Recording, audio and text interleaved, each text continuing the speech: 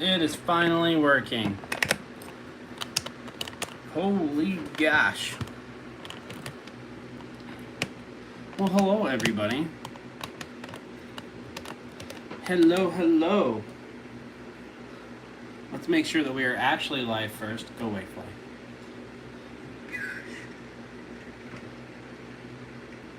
There we go. We are live. I'll type it into our chat here.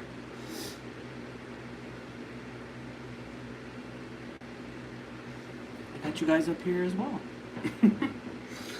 Okay, so this is the let me know, by the way, if you guys can hear me okay. This is the first time that I have not gone live on YouTube from mobile, but this is the first time that I've scheduled it on a computer and then gone live from mobile afterwards, and it was more complicated than I'd like to admit. So let's make sure that everybody can hear us in the chat. I'm gonna go ahead. Where can we put one of these guys? Let's see. Okay, I got 9 watching. Callie's saying it's working. Let me know what the audio is like, everybody. I do have a fan going behind me because it's 96 degrees right now. Gianna says I can hear. Perfect. Callie says sounds great. Good. I've got myself a new phone, so I'm glad that it works. So if I was using this old phone, you would not be able to hear me right now without a bunch of extra equipment. All right, so let's go ahead and get ourselves right to it. Where can I put this guy where I can easily see you guys and it's not going to be in the way? We'll just, for now, I guess, we'll put it right here. I know what we'll do. We'll move you guys for a second. There we go. We'll put you right there. Jimmy's saying hear you just fine. Awesome. Awesome possum, as they say. Okay, well, since we took so long to get ourselves going here, we are going to get started. And today we're going to be doing recipes for Vulcan and Montu. And they are going to be based off of chicken drumsticks, pork loin.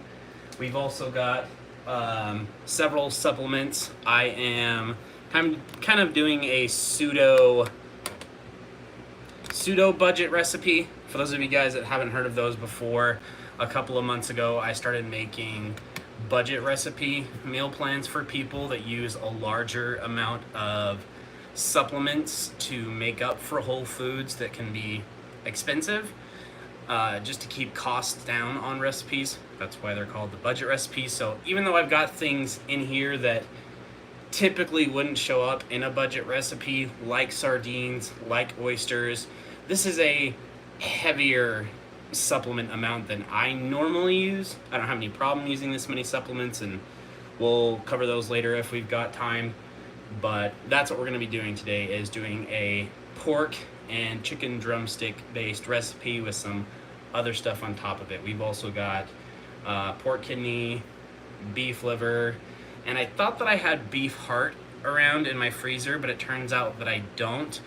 And after the live stream is over, I'm going to go hop into Pet Diet Designer. Those of you that have taken the boot camp know what I'm talking about as far as Pet Diet Designer goes. It's the software that we use to balance recipes.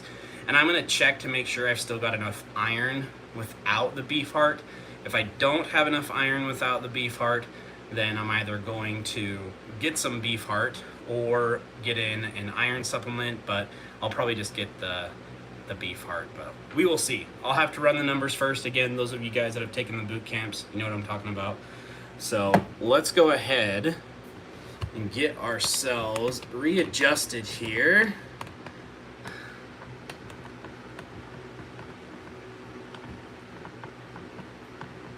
You can kind of see what I'm doing.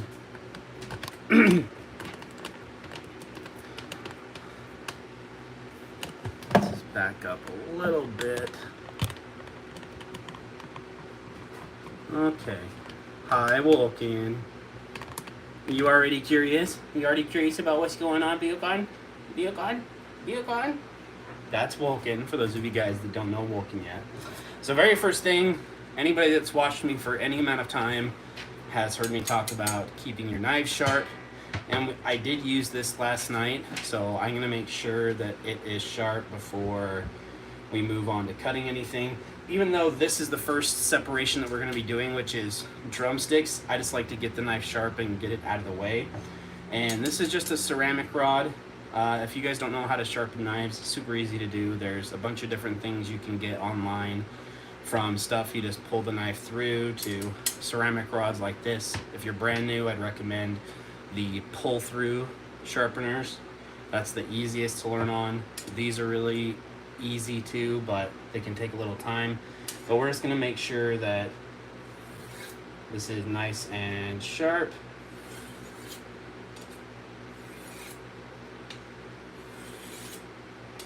Because it makes meal prepping 1,000 times easier. Okay. And I think that the last time we were doing a meal prepping live stream, someone was saying how satisfying of a noise this is, and I agree.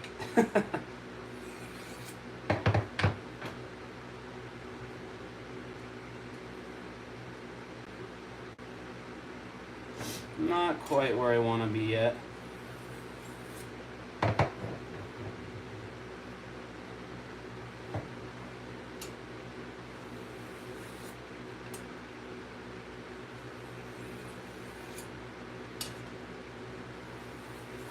I know this isn't super exciting, but really, if you have issues with meal prepping because it takes too long, and or you've got issues with joints, you know, doing meal prep for X amount of time can be hard on you.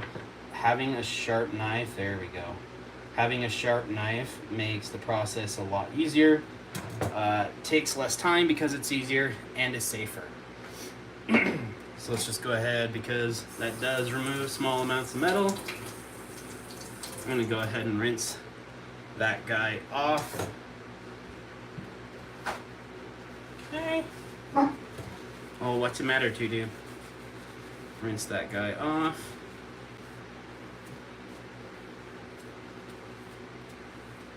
All right. Tina says, yay, it's working. Yes, it is. And let me go grab the containers we're going to be using really quickly.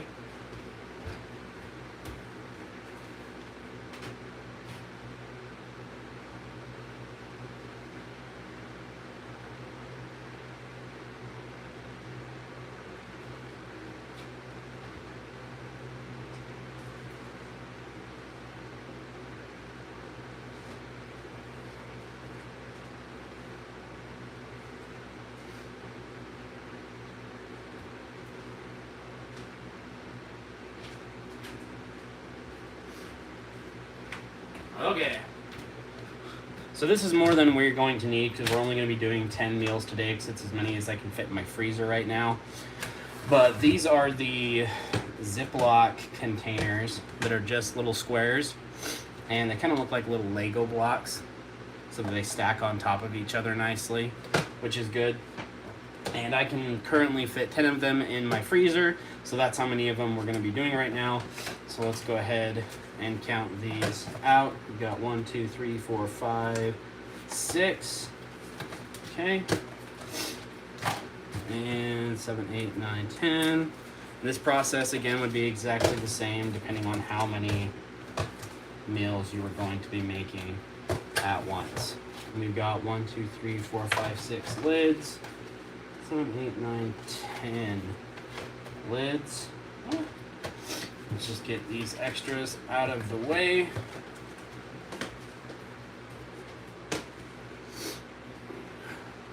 Okay, and these guys will make a comeback later. All right, let's grab ourselves some gloves. And we're gonna start getting our drumsticks separated. Sorry, I got a little bit of the sniffles going on.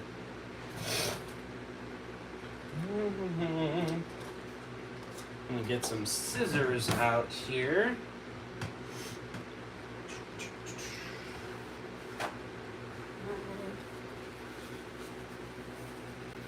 Give the old nose a little wipey poo.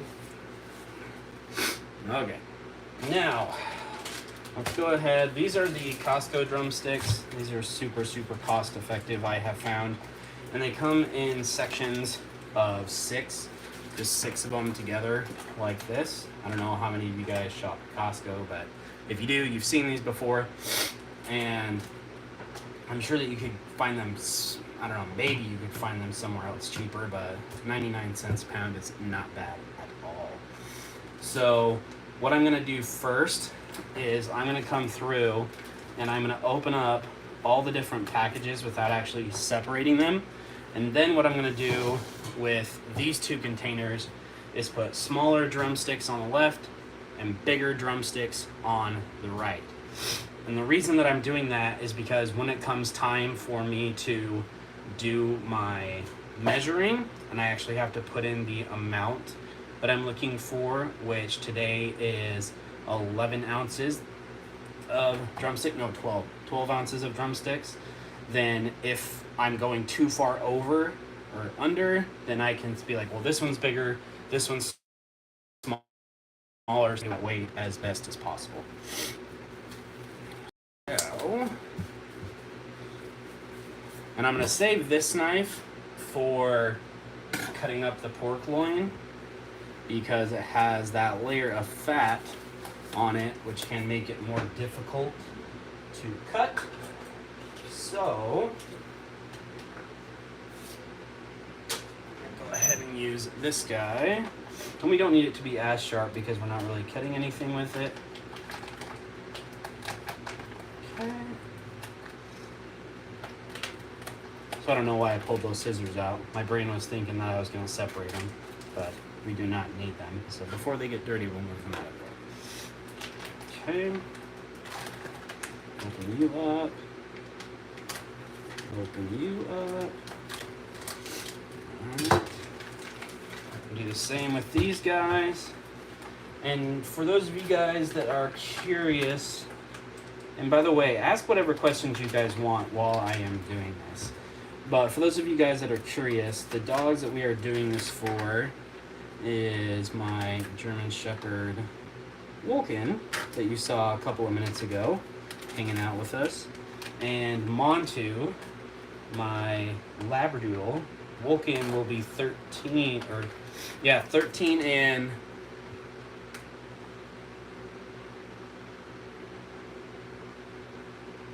what is today? The 15th? 4 days.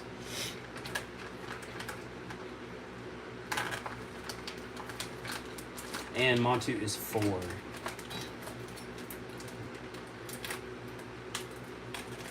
Alright.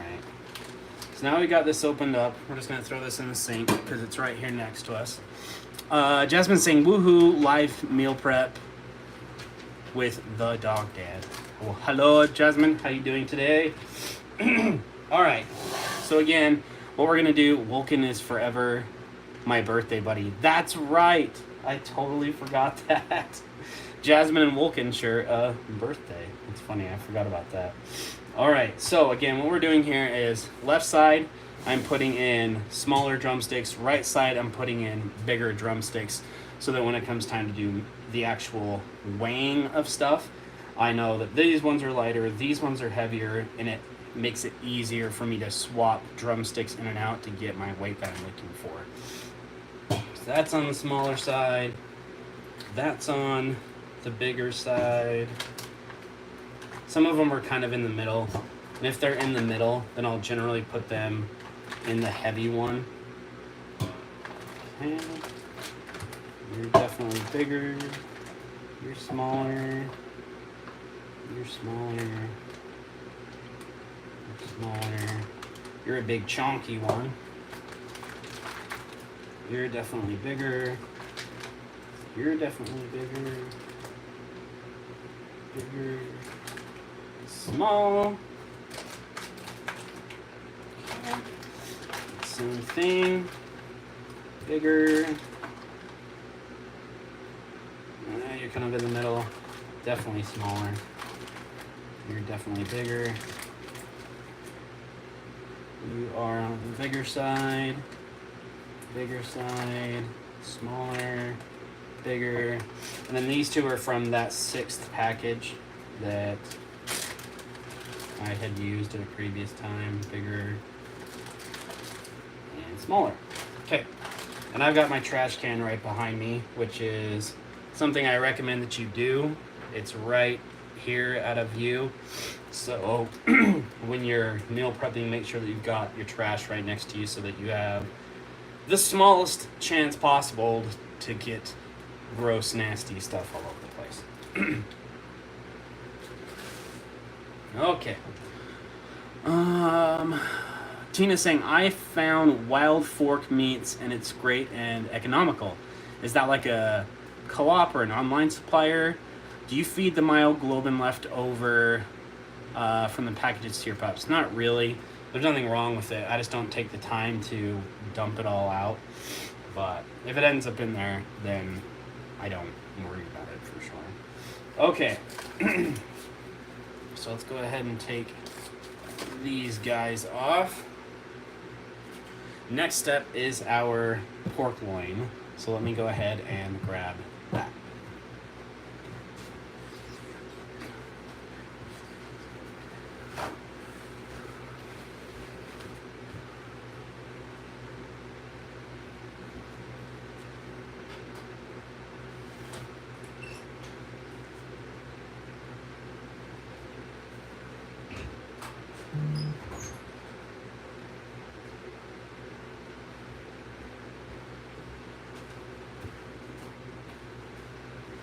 And Jess, if you noticed, you did hear the front door open.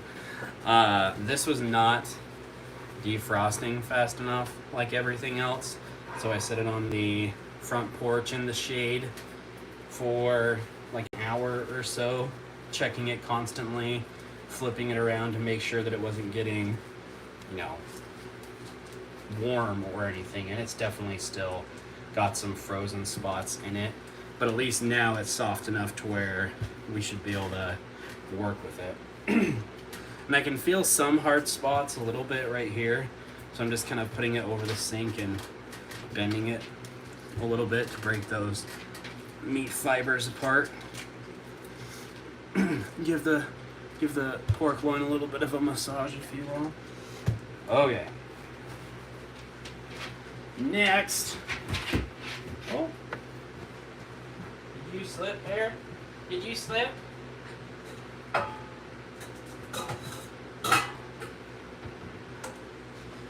Next, we're going to take these little guys here, and we are going to cut our pork loin up into it. And by the way, I've got this tin foil on here that you can see right there in the background because those are propane burners, and so we've got holes in them where the propane comes out, and I don't want any juice getting into that if something did spill, so I've got it covered up. And we're gonna grab one more. Alright, so now we've got ourselves 3 containers here. Online meat company. Okay, gotcha. Carrie says, yes, I use wild fork as well. Interesting. I've never heard of them before. Shoot me a link, Tina, or Carrie, either one. Jasmine says, my new Frenchie, which is so cute, by the way. Zoe, aka Squish, is not a fan of raw at all. She's a 6-year retired breeder that is used to puppy kibble. She's going to be a long transition girl. I don't know why my brain just broke, but was she in some kind of did someone have her in a backyard breeding program or a puppy mill situation and you rescued them, or what exactly happened there? Jasmine says, that's a great hillbilly move. Yes, it is. And she says, love it. Yes, it is. I knew that it wasn't going to defrost in time for the live stream, so it was either try and, cleaver this thing apart or put it on the front porch. And my whole front porch is like shaded in, so it wasn't like cooking in the sun. It was just defrosting. Deborah says, Scott, of dogs are small. I'm guessing you mean my dogs are small, 10 to 14 pounds. Will the legs be too large for them? 10 to 14 pounds, depending on how they chew, they may be able to get through smaller ones. Wings or feet may be a more appropriate option, or chicken necks or duck necks. Turkey necks might be a little too dense, but those would be some options. I keep mine partially frozen on purpose, easier to cut. Partially frozen, yes, but this thing was like, and you're gonna see some of that when we get into it, but this thing was like a brick earlier, and now it's still really, really cold to the touch. So it wasn't too warmed up or anything like that, but all right, let's start cutting this guy apart. And I've got this down to a bit of a science. And those of you guys that have gotten meal plans from me, lots of you get pork loin when you list pork as one of your proteins because it's one of the most affordable and one of the most readily available.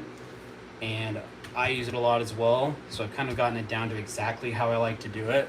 What I like to do is I will cut this into thirds, and then depending on how thick it is, I'll take that third and turn it on its side so it's kind of like a cylinder. And then depending on how thick it is, either just cut it straight in half or cut it into thirds.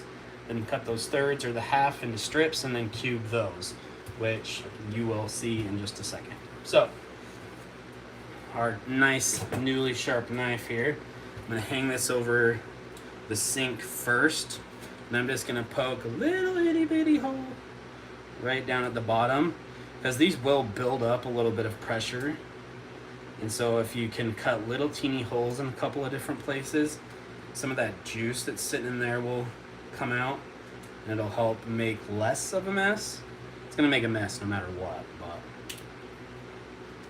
how much of a mess you can kind of control. And just give it a little bit of a squeeze. Okay. Now, we're gonna go ahead make a little incision there. Let's see if I did a good job sharpening my knife like I like to. Okay.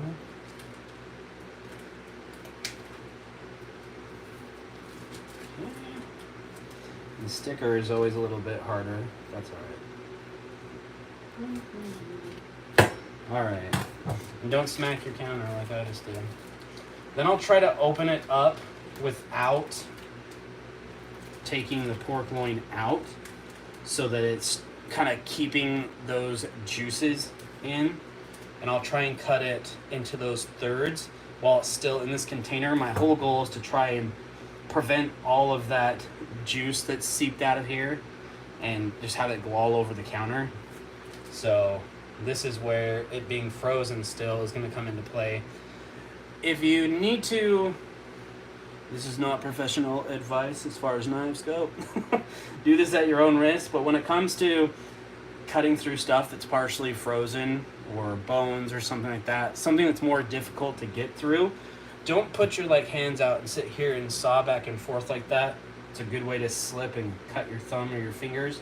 What I will do is I'll go down as far as I can, and then I'll put my hand on top so that all my fingers and digits are out of the way, and then I'll kind of just press down like it's a press. Think about those old school paper cutters and stuff like that. So there's one. I'll throw him in that guy. I'm gonna go for another one here. See, and that guy's a little bit more frozen right there, so it's not going through as much. You give it a little bit of a push and kind of rock back and forth. There's that guy. And finally, we've got this guy here, which we will put there. And now, I'm still gonna get juice, but all the juice that's in here, for the most part, stays in there. and I can put it in the trash. Let me just grab a paper towel. I know, Bear, does it smell good? Does it smell good, Beacon? Does it smell good, Beacon? Should we sneak you a piece? All there's to do. Should we sneak you a piece? Should we? Yeah. Let's sneak you a piece. Beacon. Beacon. How about you, Dudu? Are you not feeling the vibe right now? He's such a weirdo. Sometimes he just doesn't want to eat it. Even though he ate it an hour ago. Are you just camera shy? Is that the issue here? There it goes. Okay. Before we continue on here.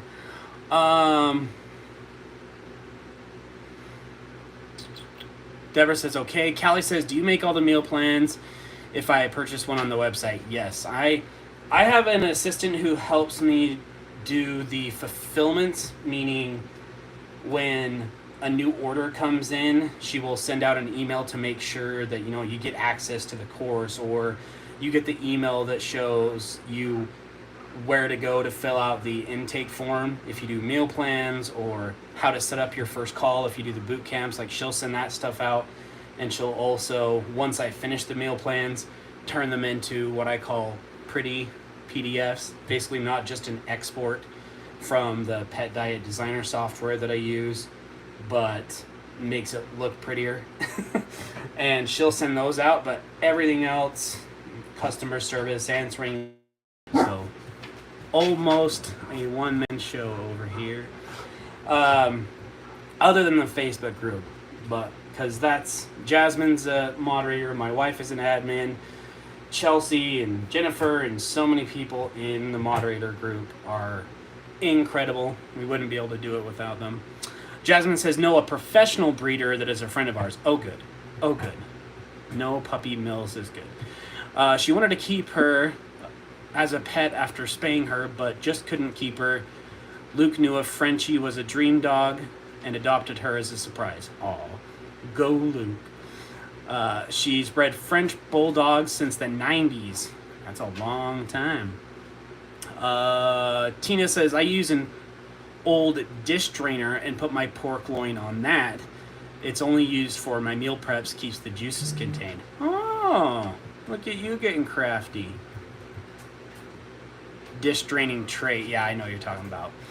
Jasmine says, loves me some Wolken face. Everybody loves some. What about some Tutu face? Tutu. Hello? Hello? Hello? What, you want to try this again? Are you going to be a butthead about it, or are you going to have it this time? You going to be a butthead about it? The other useful thing the sharp knife is good for is for when your puppies are begging for rid of pieces. There it goes. Wolken. Wolken. Want a treat? One for you. Come on. One for you. Good boys. Can't leave out the tutus. Let's see here. Okay, so let's continue on. So now we've got our 3 sections, right? And this one might be, which is a better example. I guess this was fine. So this one isn't as thick. So what I'm going to do with this one is I'm going to cut it right down the middle, straight down, and then cut those into slices. If you're not as experienced with using knives, then I might recommend just putting it over this way and cutting it that way. That way you don't run the risk of cutting yourself, because this can take a little bit more control, especially if it's really defrosted. But we're gonna go ahead and give it a try. Watch me cut myself just because I said that, huh? Yeah. And it's giving us some trouble because it is still partially frozen.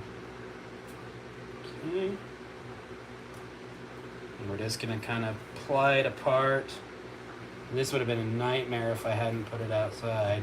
See there, that control, just holding it down, got the handle, and just slowly going down so that even if something does slip, there's no digits in the way. My thumb's not in the way, my fingers aren't in the way, nothing's getting cut. Okay. So put that over there. Oh, like suction cupped itself. And there is a little bit of thick end on this, just like over here, or unlike over here. So we're gonna cut this thicker end off. Okay. And we'll kind of have it as its own separate piece. And now what we're gonna do is we're gonna cut this into strips and then cube it. Okay. So we're gonna go one. And really the size of your cubes, if you will, your pieces, is totally up to you and what your dogs like. Some people's dogs like thicker, some people's dogs like smaller. So there's really no wrong or right answer here. But this is where having the sharp knife make things a billion times easier.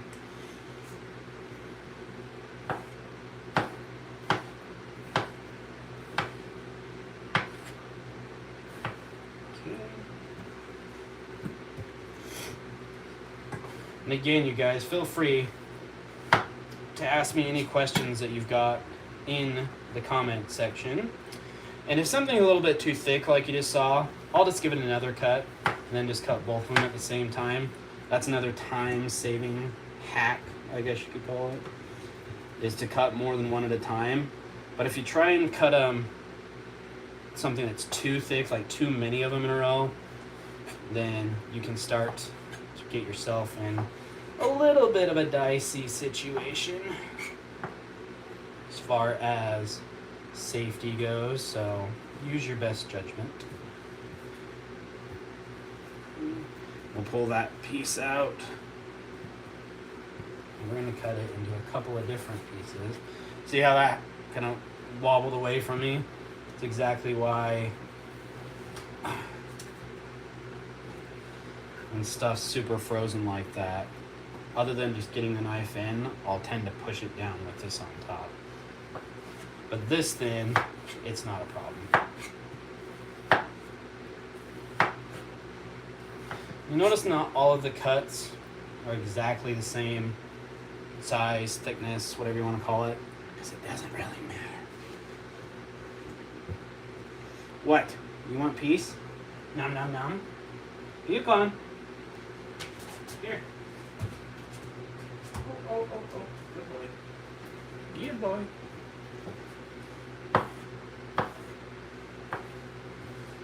Okay.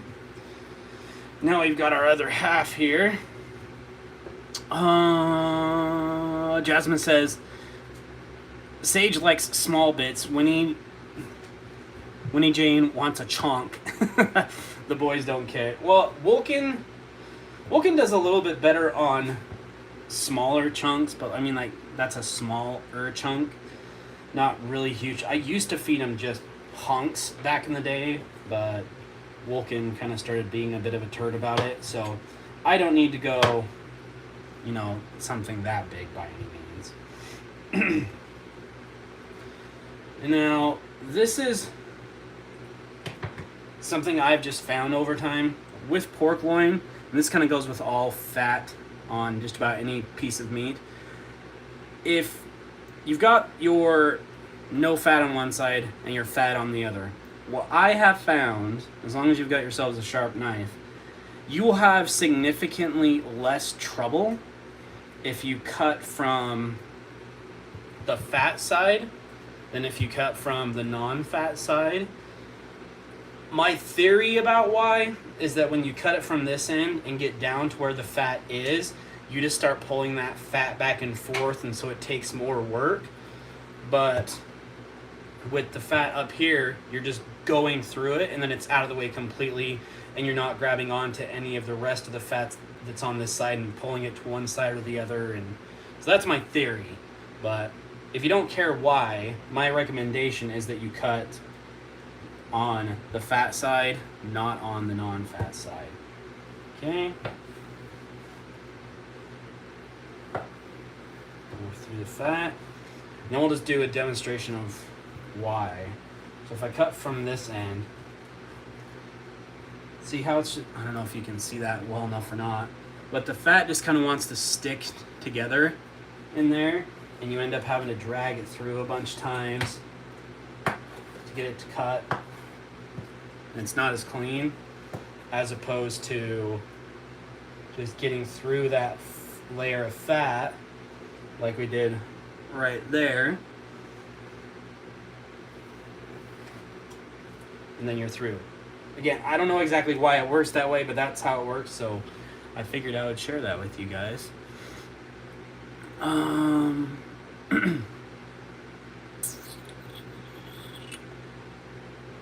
Gianna says, all the white on the pork, does that stay on for meals or will that be removed? It stays on. This stays on here. So in Pet Diet Designer, what I use to make the meal plans for people, what I teach people to use in the boot camps, that has this fat. If we're using the pork loin ingredient, this is included in all that nutrition data. So if I was to take all this fat off of the pork loin, then the recipe wouldn't be accurate anymore. So this stays on. The meal plans have fat percentages accounted for, and when you go through the boot camps, we teach you how to keep fat percentages accounted for as well. So all of the removing fat and skin off of everything goes out the window. Deborah says, this is my first time here.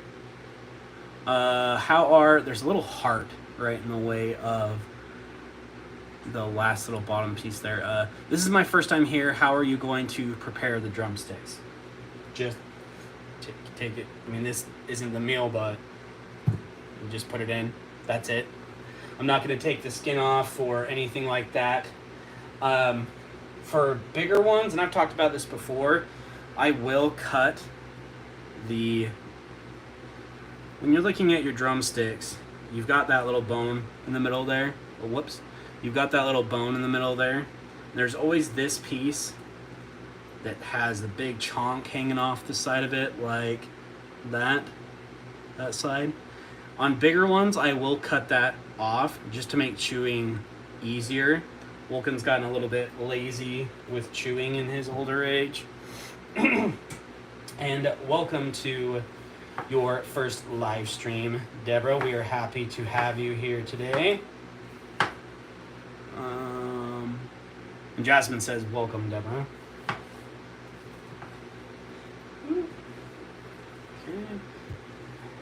And we're just going to be doing this whole process, or the same process through all of these. So while I'm doing this as quickly as possible, feel free to drop your questions in the comment section. Don't like that noise. Now this one's a little bit too wide, so I'm going to cut it again.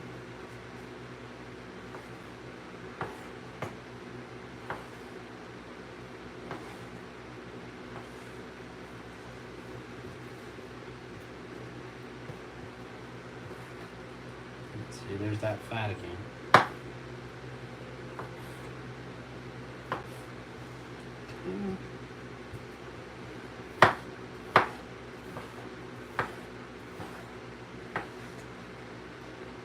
And I don't know if I just know this instinctually because my mother's been a professional chef my entire life, but when you're cutting meats like this, you don't want to hold the meat and cut that way because that's how you end up cutting your finger.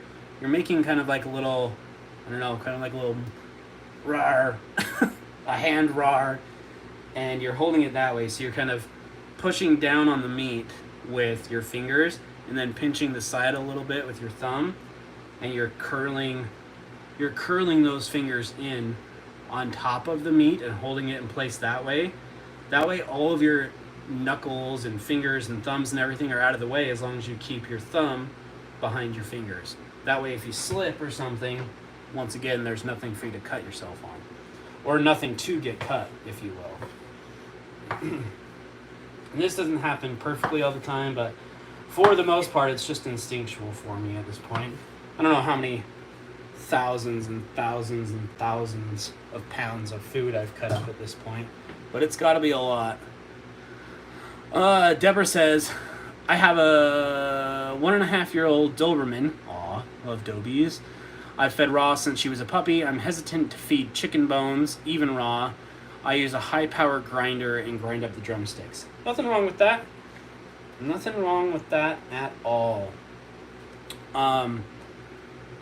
If you ever want to try whole bones, try something that's too big for them to swallow whole, even if they tried. So something like a large chicken quarter or a chicken back, something that's too big for them to swallow whole, even if they want to, can help teach them that behavior of chewing their food, or at least ripping their food into pieces, because that's what dogs do, is they rip it into pieces or crush it, don't really chew it a bunch. And that will kind of teach them that behavior. Now, this one is still pretty frozen. I might be able to get down through it this way, but I think that I'm going to cut this in half and then do that top-down method just to be safer. So we're going to cut from the top here, again, get through that layer of fat. There's my hand doing that whole little rawr. I don't know what to call it. Now we're through. Now we can take this guy, biggest base on the bottom there, and when I cut this like this, when I do that whole either thirds or half, I'll try to have the fat on one side and no fat on the other side. And this one, we're gonna do thirds. Okay.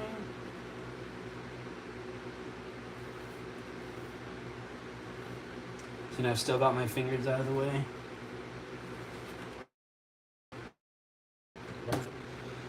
And we're good. So we'll throw you over there. And take this. You could either go this way, cut it like that, however you like to cut. And we'll get her done.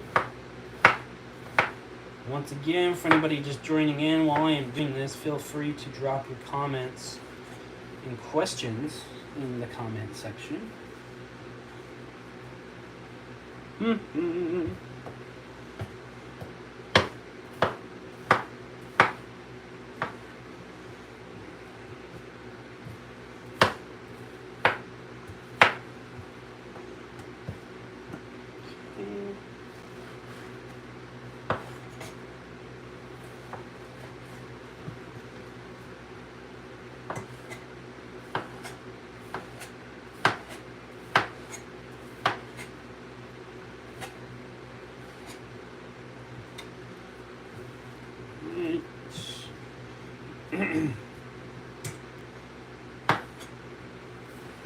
My knife keeps hitting that bowl and it's kind of driving me crazy, but I want to have it as much as I can in frame for you guys. I know there's no nose to it. I know you can see.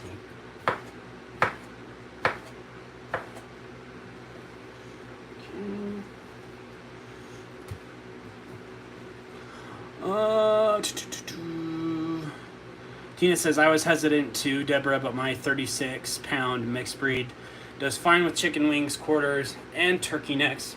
I do watch her though, but she chomps right through them. There you go. And Tina is a boot camp graduate, by the way. Jasmine, we just processed 12 rabbits last night and 4 geese and 10 chicken roosters today. You've been using a knife yourself. Whoa. So we have some meal planning and prepping to do soon. Soon we'll go through the grinder for the small dog and 3 cats. There you go. So I'm sure Jasmine knows how to sharpen a knife plenty sharp. Look at you with the safety tips. I can't see the, oh, loving this live. Well, other than raw feeding and whatnot, I'm kind of also crazy about other things. Knives being one of them. And I like to not cut myself when I'm playing with stuff and make meal prepping as easy as possible. So if we can prevents someone from getting themselves hurt and making meal prepping easier, then why the heck not? And that, speaking of that safety tip, this whole holding it like this thing to keep that one line so that there's nothing there for you to get cut on, it's going to feel weird at first, but then it's just going to become habit, and you're kind of pinching and then pushing with this part of your knuckles to hold everything in place.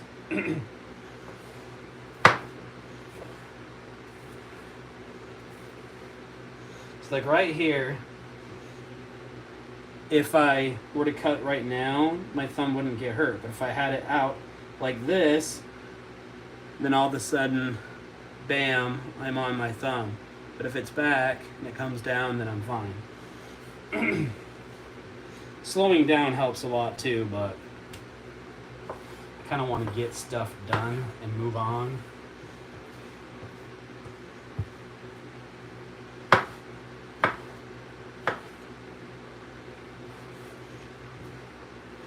Let's see here. Here's our other piece. And this one we're also going to do thirds on. It's a little bit chonkier. So just doing that first little push in to get the knife into the meat. And then because it's frozen, you kind of push it down, or partially frozen, I should say. Okay.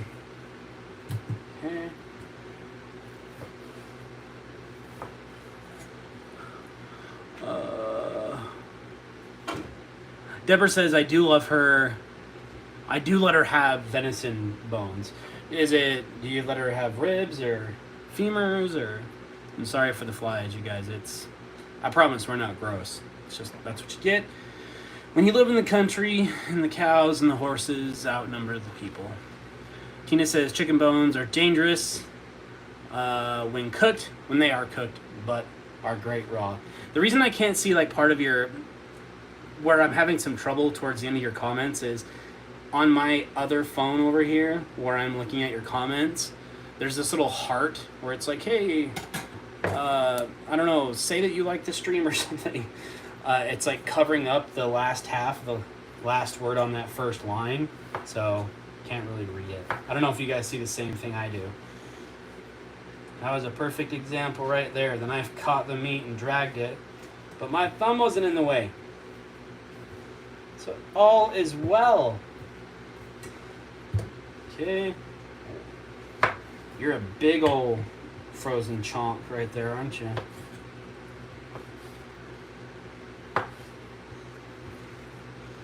Okay. So since this is really soft right there, we'll just cut that piece off and cut it really quickly.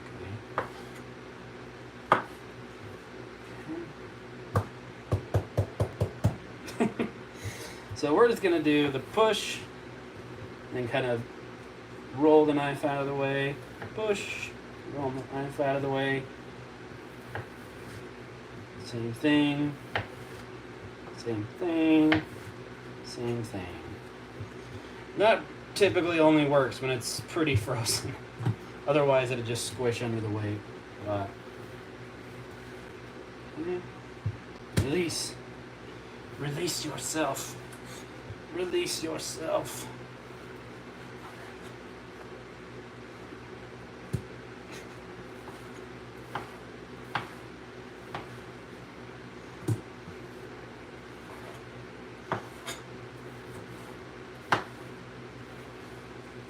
Hopefully Jasmine didn't jinx me talking about my safety tips, and me talking about my safety tips.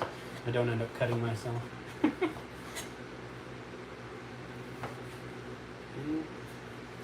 You know, you use knives long enough, I think you just accept the fact that one of these times I'm going to cut myself, and hopefully it's not on the way to the emergency room bad enough.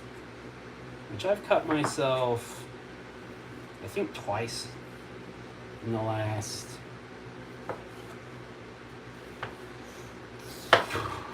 over 12 years we've been feeding raw.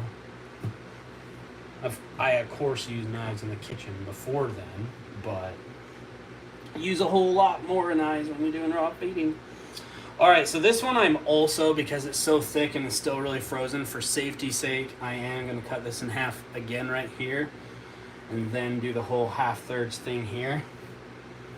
Okay. Do that pop, pop, pop to get it to separate. Pop, pop, pop. Now we're going to go thirds, because these guys are on the thick side.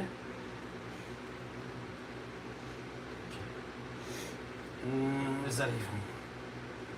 Okay, I'm going to try to explain this. I know that you can't see it, but when you're holding the pork or the beef or whatever it is, if you've got a piece of meat that isn't level, like this is the top of your roast, let's say, if it goes to one side or the other, you want to cut on the side where it's going down. That way, if the knife does go, it goes away from you. So that's why you see me, like, as I'm doing this stuff, you just see me randomly turn it or something like that, is because I'm trying to get that slope down away from me.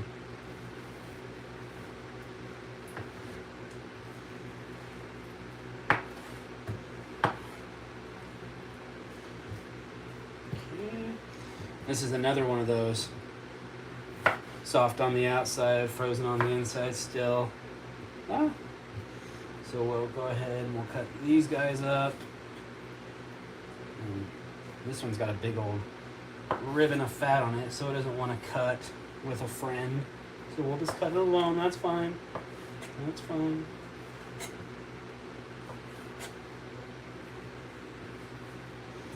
Alright. Do the same thing with this one. Try to get it as level as possible. 1, 2, 3, 4.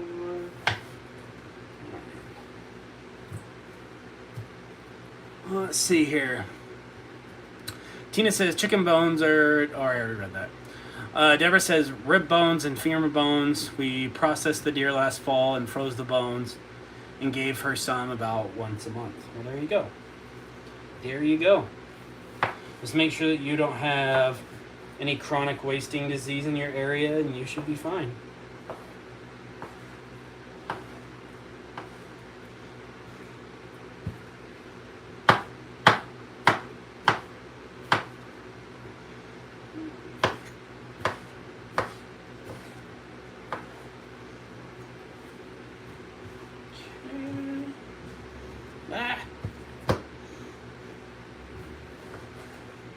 Like all my little sound effects going on, so making it more entertaining.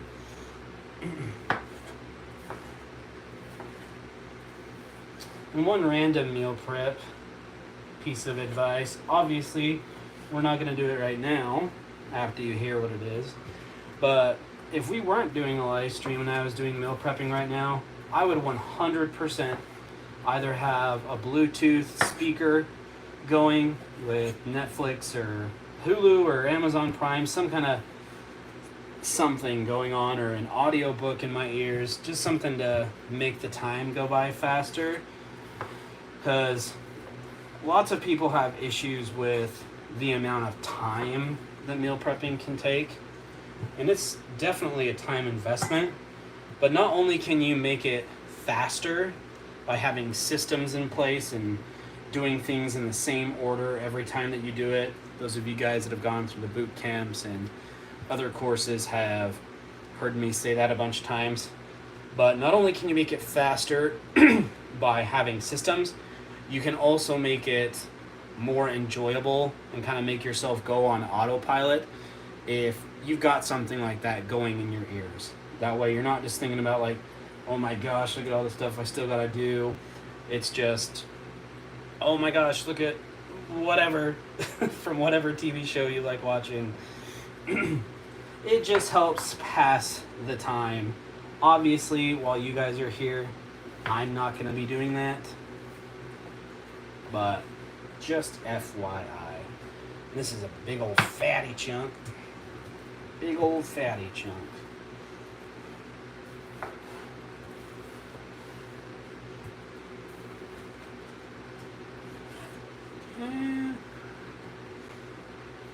And for those of you that are just joining in,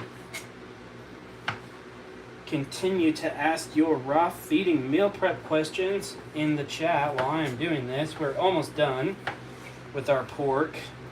Just got this chunk and one more that size to go, and we can move on.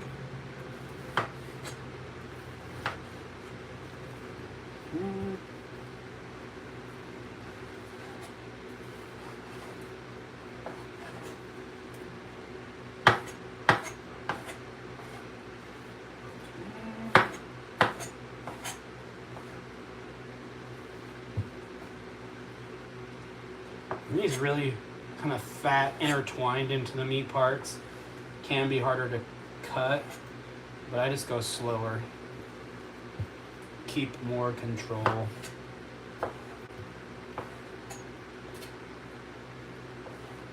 Okay. Last little bit here.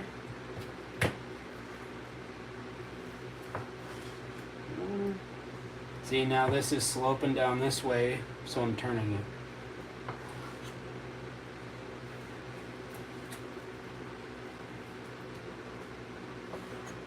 it. I hear you over there, Weekend.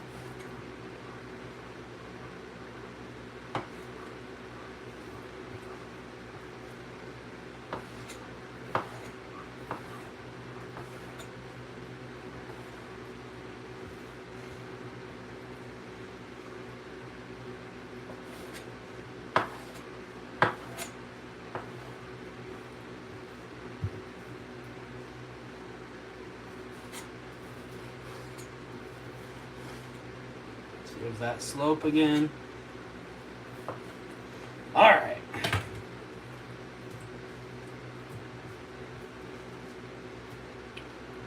Woo!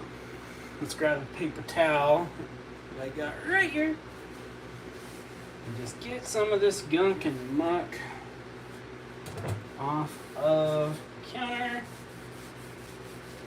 and off of our cutting board. So if you got a bunch of juice on it, that's when it gets slippery. If you get stuff underneath it, do the same thing. Because if it gets slippery, that's when it can move out from underneath you while you're cutting something, and that's when you get yourself in trouble.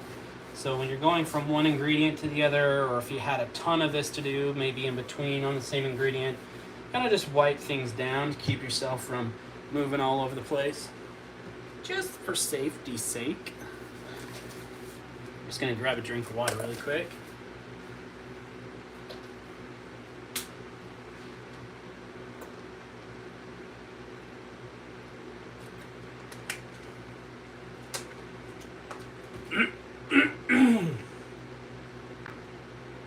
What you doing, Bear? Okay. Jasmine says, yes, I watch reruns of Psych or Magnum PI or Murder, She Wrote. Great way to pass the time. Freaking thing with a... If I click on that, will it go away? No. With a long task. Is that trying to get people to do super chats, or is that just... Okay, I think those are just emojis. All right. Okay. So...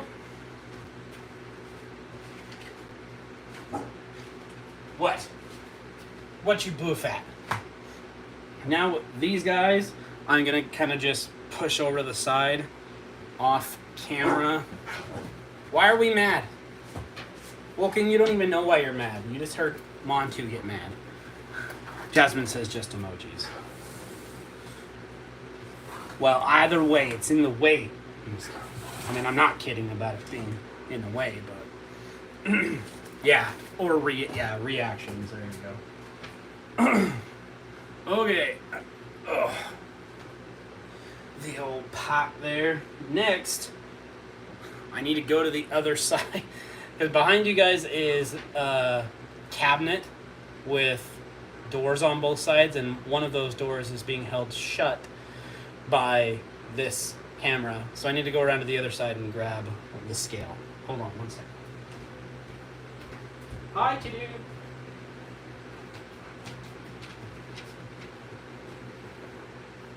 I know you can smell it, Wilkin, but you better leave it.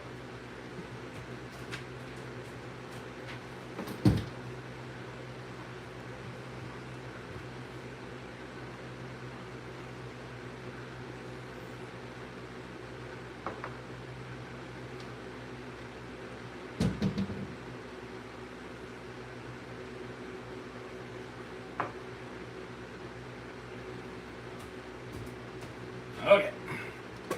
And this, by the way, is in E-Tech City, E-T-E-K-C-I-T-Y.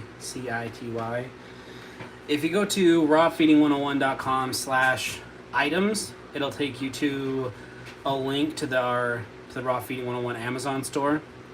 And there's a new version of this that uses a set of AA's, I believe, instead of this. I think that's a CR2032 little coin batteries. So much more common batteries, but it's exactly the same thing. As I smacked the crap out of the camera, or the tripod rather. But this thing runs right now between like 12 and 14 bucks, and we got ours for 11, and we've been using it for, I mean, I've lost track of how many years, 4 or 5 years, and all I have to do is change out the battery. Just take it, flip it over, bam. Now let's grab ourselves a plate. What I like to do is I will take the plate and I will kind of fold it in half, like that. So it's kind of got little bloop, bloop into my containers action going on.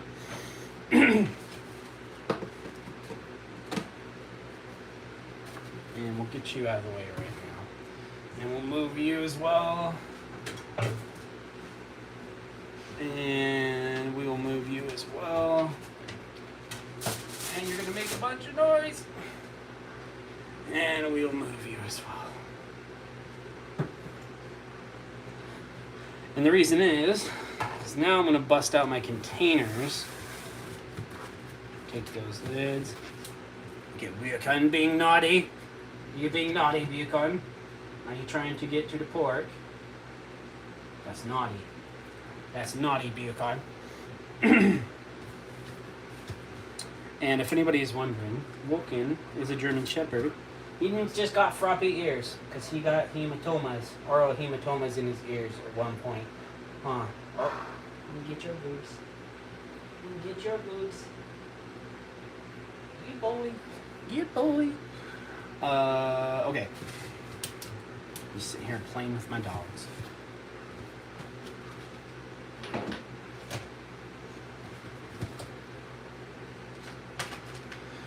And we'll get these set out. 1, 2, 3, 4, 5.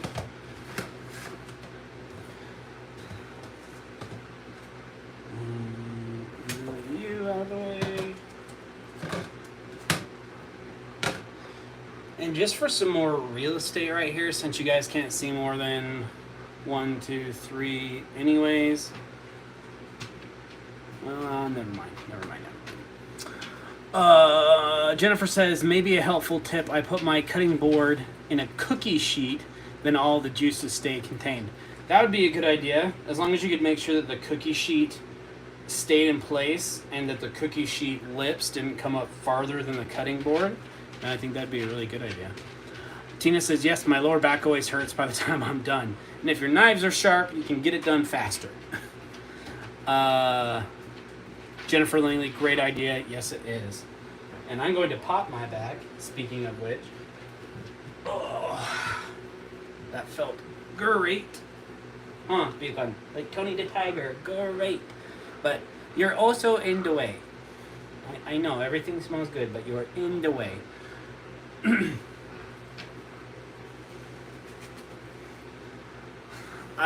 These two are so much better. I know that most of you guys won't remember Horace, but Horace is the dog we had before Montu, and I could not have him out here while I did stuff like this because he was up on the counter and running in circles and whining. But Tutu's just being a good boy. You look kind of sad and pathetic a little bit. I know you guys can't really see, but he's giving me the sad eye. They're kind of like looking up from his head down. But he's a good boy. Aren't you, dude? What? You want a treat? Here.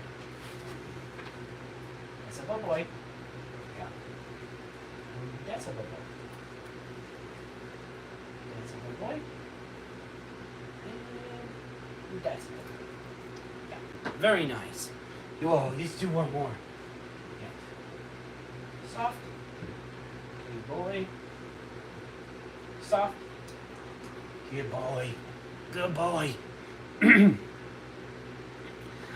Jasmine says, I remember Horace stink butt. Well, that's why I said most people, not no one. Most people. I know you would.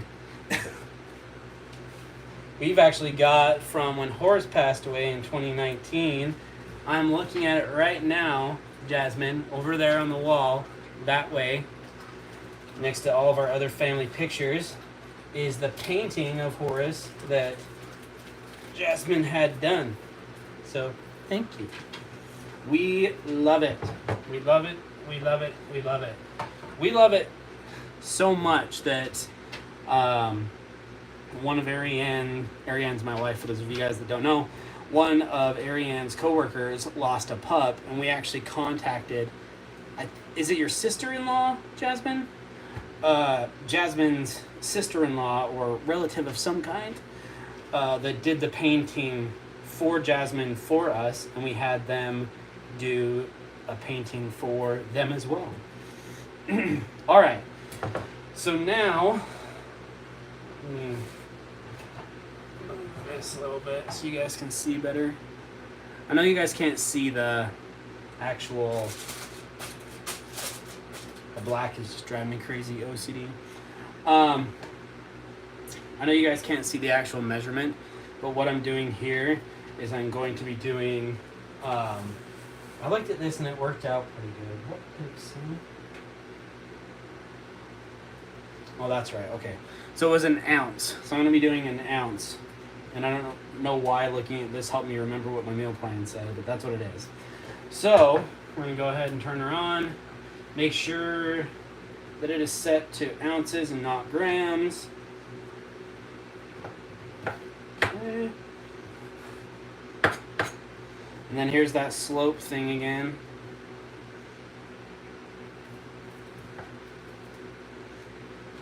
Oh, and we're going to address something right here.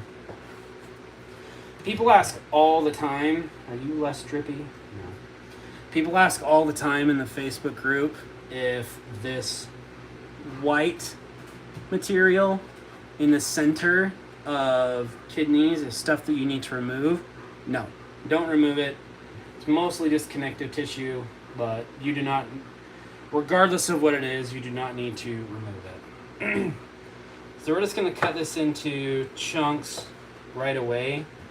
I used to kind of do it as I went and do way, but now I'll just cut up like a kidney at a time so that I'm not bouncing back and forth between one task as much, and I'm not adding on the bounce back and forth time to my overall meal prep times, if that makes sense.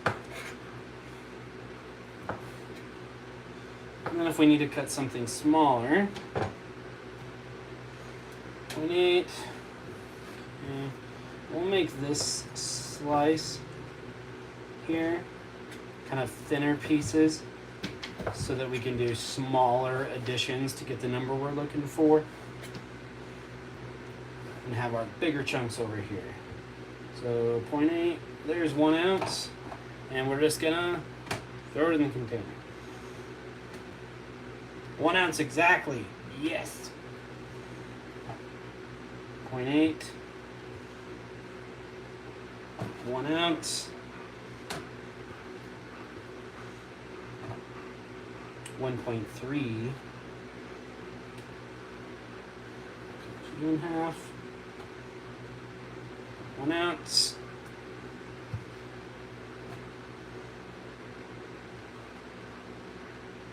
0.9, I'm calling it an ounce. 0.6, definitely not calling it an ounce. 1 ounce. 7. 1 ounce. Grab another kidney. This is pork kidney, by the way, for those of you guys that don't recognize it. There's that slope. Okay. And now to make chunks. That connective tissue that's in the middle of kidneys can be pretty tough to get through. So go slow and be patient with it. Don't get in a hurry. Getting in a hurry when you're cutting stuff is how you hurt yourself. Slow down. And do slower pieces. Not slower pieces, smaller pieces. Have slower and faster pieces, everybody. 0.8. Don't have any really tiny little guys, do we? Okay.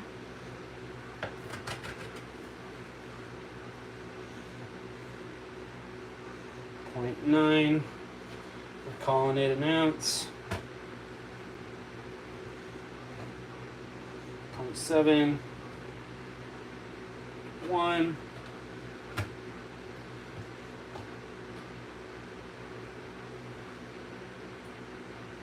1 ounce. All right, and that's all the kidney that we need.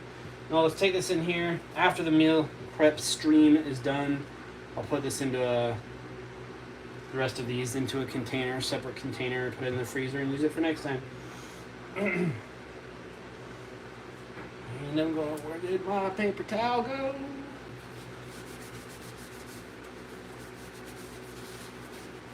Same thing I was talking about earlier. Get all your juices. Make sure we don't have any underneath. Which we don't. Give the knife a quick wipe.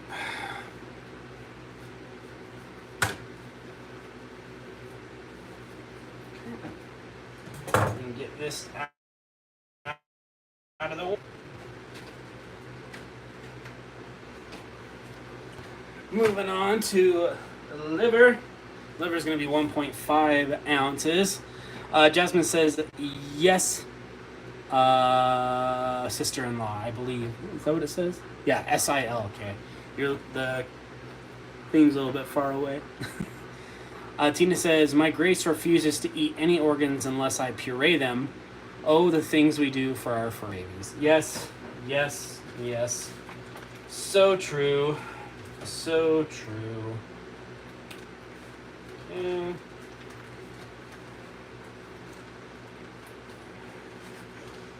And I kind of broke my own rule / recommendation here. Because I generally recommend people do organs, especially liver, when it's partially frozen. And this is obviously not partially frozen still.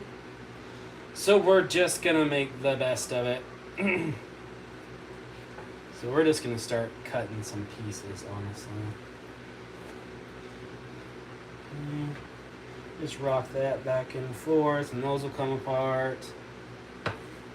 And we'll cut things into smaller, bigger pieces as we need, as we're weighing stuff out. Because this is just a big gloopy mess, because I didn't follow my own recommendations. Do as I say, not as I do.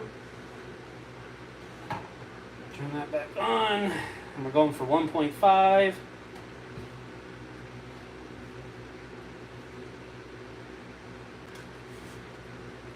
Not 1.5, sorry. It's 1 ounce, just like the kidney. I was thinking of a client's meal plan for some reason. 1 ounce. Bloop.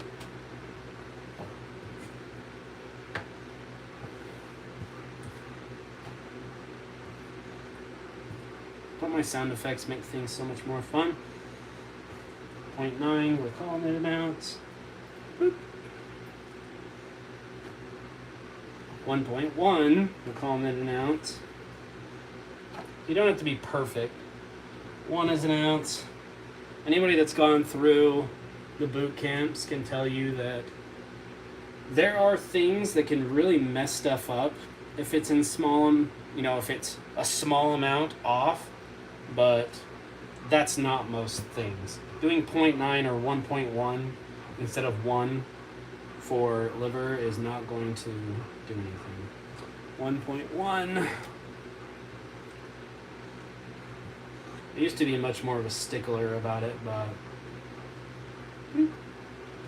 not so much anymore since I started in 2018 doing stuff on NRC and saw how nutrients actually work.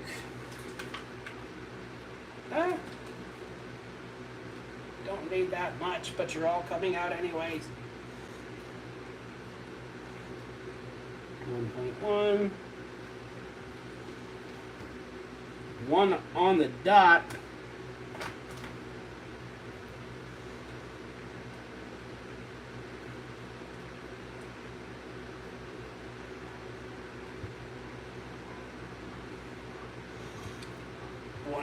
.2. Still gonna call it fine. And I'll take a tiny bit off. Because there was that little piece. If it'll pick up. There. Okay. Now once again, we're gonna grab a paper towel and wipe that off so we're not slipping all over the place. Use the old elbow.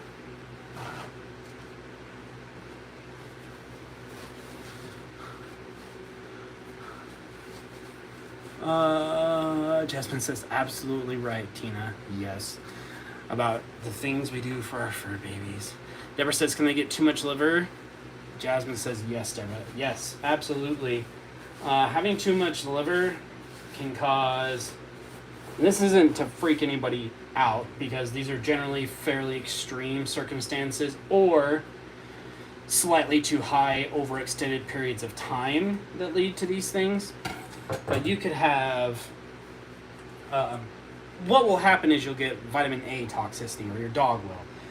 And over time, that can lead to things like muscle tremors, like your dog is in a sweater, sitting next to the fireplace in a heated dog bed with a blanket on, and they're still shaking back and forth like they're freezing, muscle tremors like that.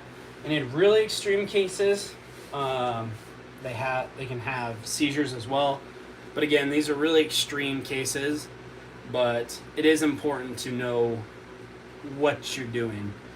Generally speaking, if you go a little bit under, if you're not going to do stuff based on science and you're just going to follow the percentage-based diets, if you go a little under the recommended percentage amounts on most percentage-based diets, you'll be okay. But I still recommend either having somebody, even if it's not us, I don't know why I say us because it's me that does it, but someone, even if it's someone other than me, make you meal plans or learn how to do them yourself with the boot camp so that you can keep the stuff under control, because that's a scary day. Again, not trying to freak anybody out, because it's really extreme circumstances, but it can happen. All right. Now, I'm going to grab one more drink of water here. Not put liver juice all over my water bottle.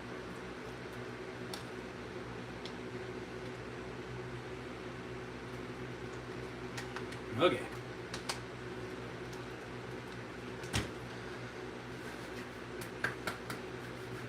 Hands are all humid from wearing my gloves. Let me just make sure I'm not missing anything on the chat here.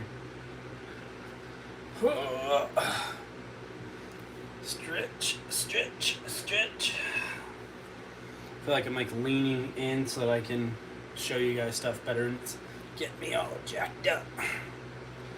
I'm getting old.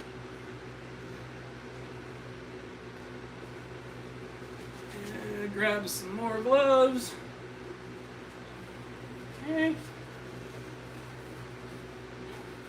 And what we're going to do now is we're going to do our pork, which is going to be, or should we do our, let's do our oysters first. And our oysters are going to be 1/2 ounce. And by the way, just the food items that you see here are not going to be a balanced meal. There's going to be other stuff that goes into it at mealtime, like kelp powder. Those of you that have gone through the boot camps or had meal plans made know exactly what that is for iodine. Flax seed for ALA. Chelated manganese for, you guessed it, manganese. And vitamin E oil that's in the freezer or the fridge. We're feeding gut something from, I think it's Adored Beast for Wolken. We're also giving Wolken turmeric paste. And I know there's other things I'm blanking on. Sardines, coconut oil. I feel like I'm blanking on something else though. Oh, the iron thing like we talked about earlier in the chat. But okay. And I'm just gonna grab that paper towel again. Ah! Dropped it in the sink. The sink stuff has been sitting there, so I don't want to risk that. So we'll snag one.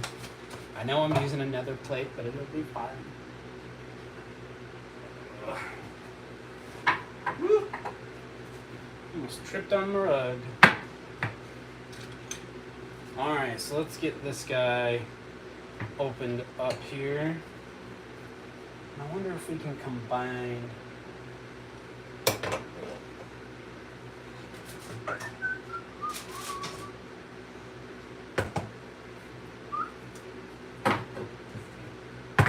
Yeah.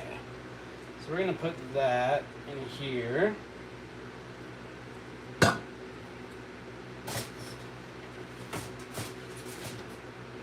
And we're going to open these guys and put them in there.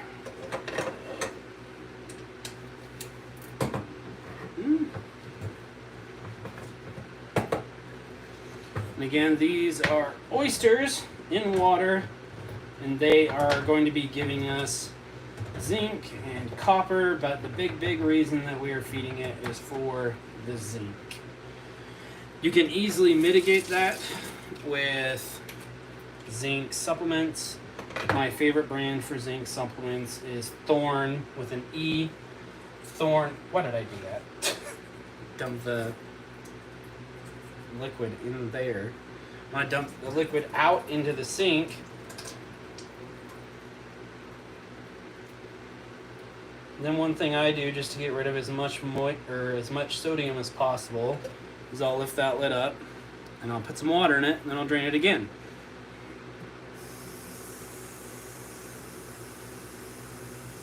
Just so we're getting as much of the additional sodium out as possible.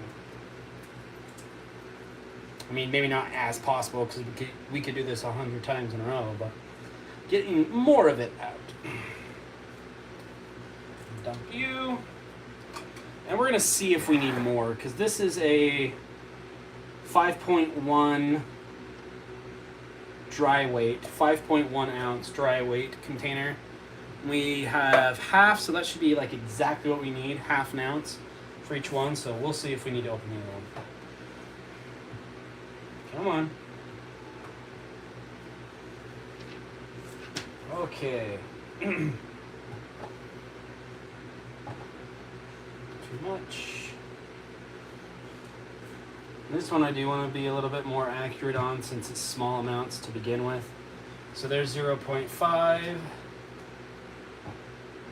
0.5. That was just lucky. 0.3. 4. 0.5.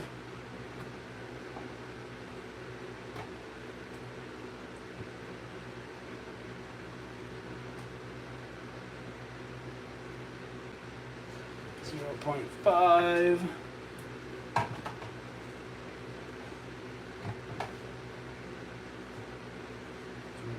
0.4.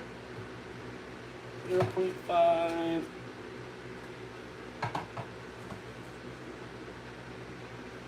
0.3, 4, 0.5,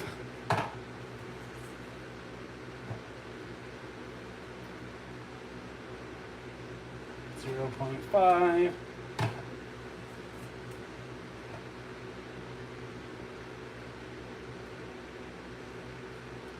scratch the nose with the back of the hand, not the hand. Okay. I think we might come up a little short on the last one. But that's okay, because the amount that I put in here gave plenty of zinc and the calories were fine. So I'm going to split this one in half for our last two.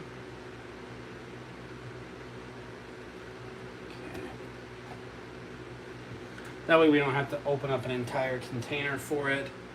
And grab paper towel. There we go. Ah! Came off way faster than I wanted it to. Wipe you off. That little bit in the end there. Put that little bit in the end there. Dry you out so that you are easier to clean during dishes time. That's, oh, you're not saying this is tripe.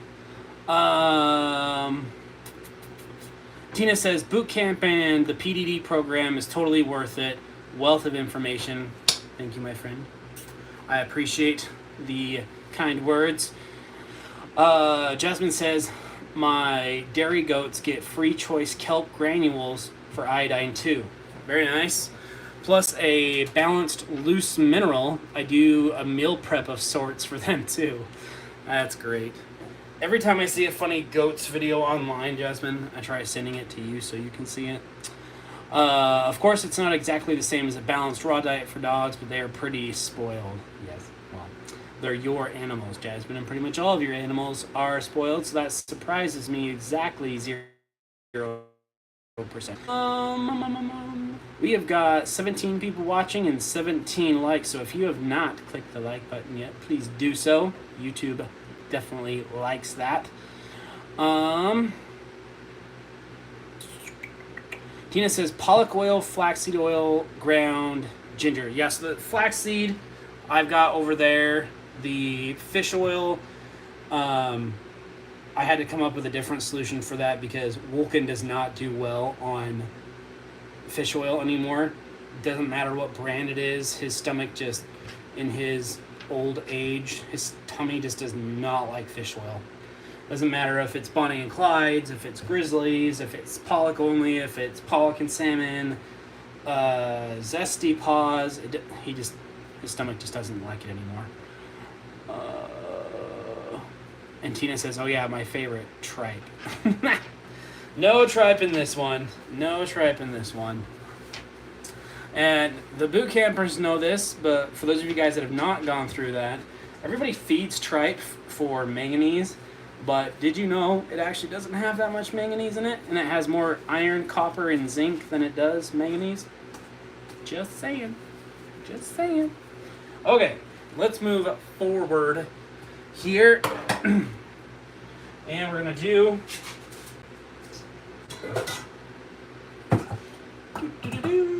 our pork. I don't know why I do that, but I did. Moving on. So I need 9.5 ounces in each container. So let's get her going. 4.2, 5.9, 7.8, 9.4. And I know that I'm going to have extra here, so I'm just going to put a little bit extra in, and I'm going to take a couple of these right now, and I'm going to do little itty bitty pieces so that we have little itty bitty bits to add to balance whatever out. You know, give ourselves another 0.2, 0.3, whatever it happens to be. Okay. So that is 9.4. Now we're at 9.5. Use our little shovel here. And I dump it. Going again. 3.9. 8. 9.5 on the dot. Heck yeah. 9.5. 4.6. 8.7. 9.7. 5. Again, you don't need to be this crazy with it. It's just, it only takes me half a second, so might as well do it. 5. And there's some of that myoglobin we were being asked about earlier. 9.5. I think that was Tina that was asking. 4.6. 7.1, 10, 9.2, 9.4, 9.4, 9.5. Okay, we're 9.6 on that one, but we're calling it good. All right. This is where things can get a little messy at the bottom of this container. 3.6, but we're going to sanitize everything after anyways. So it doesn't really matter. 9.2. Matters with the cutting board because the cutting board can get us hurt if it's all slippery, but I don't think that the scale is going to cut me. 0, 1.7, 2. Put you in the sink right there. Okay. We're going to end up with a bunch extra. And again, I'd do more if I could fit more in my freezer right now, but I can't because we've got so much stuff in there.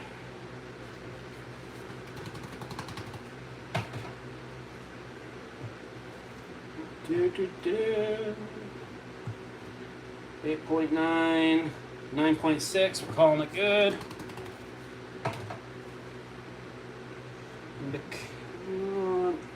5, 7.5. 9.1, 9.4, 9.5, and because this is the last of our 10, come on, we're going to take our little itty bitty pile and we're going to add that to it. Okay, 3.4, 7.9, 9.8, 9.5. All right. Take a look at our comments. I would so rather not do tripe. So you do a supplement instead? Yeah, so I mean, I really, when it comes to, yeah, and I know my elbow's on it. I'll wipe it down after. When it comes to tripe, I don't even use it in recipes anymore unless someone specifically asks for it. Because it's expensive, it's hard to get, most places can't sell it locally, legally.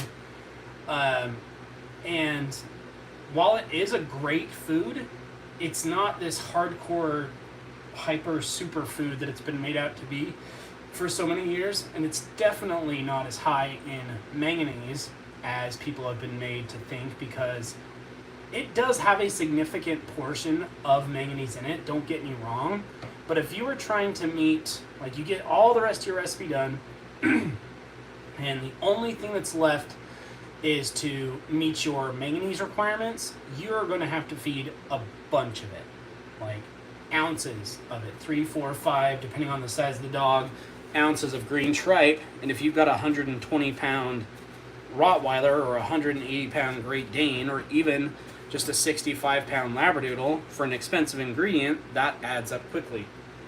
So I'd rather throw a manganese tablet in there and call it good. In a perfect world, I'd rather do the tripe or blue-lipped mussels, but that's once again hard to find. When it is easy for you to find, it's expensive. So, okay, so now we've got all of our pork taken care of. So far we've done our liver, our kidney, our oysters, our pork. Next we're going to be moving on to our drumsticks. So here we've got our 2 containers, and remember, this one is bigger, this one is smaller, meaning the overall size of the drumsticks themselves. And what we're shooting for here is 12 ounces. And because I have one of my dogs is an 80-pound German Shepherd and the other one is a 65-pound Labradoodle, I will try and put a larger one into one set of the containers, even though they're all the same, and then half of them with some of the smaller ones. It's because Montu can have a little bit harder of a time with the really, really big chonkers, but none of these seem to be too big for Montu. He's kind of soft-mouthed as a Labradoodle, but okay, let's get ourselves going here. And by the way, I don't think these are going to be enough, but out of frame, I do have more of them. So I just pulled these ones over for demonstration. And 12.7. And what I'll do, because of how these containers are set up, is I will have them in a pattern like this, where it's one end, the other end, one end, so that they fit neater, if you will. So, like that. Boop. 2, 2, 2, 11.8. So once again, I'm not going to go crazy. If it comes to things that I don't go crazy on, it's definitely bone sources, because they're just more difficult to manage.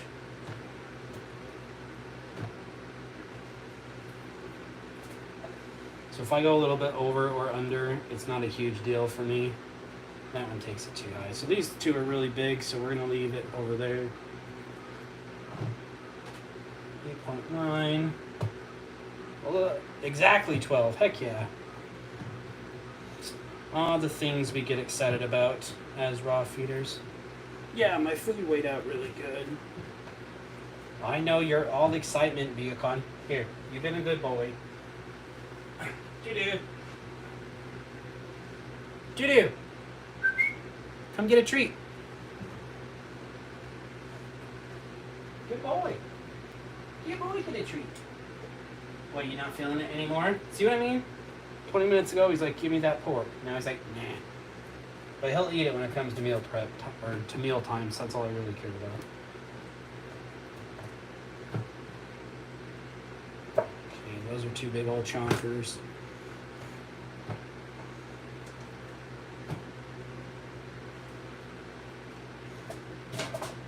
And this is why I kind of separate them like I was talking about, so that I have bigger ones and smaller ones to pick from. Okay.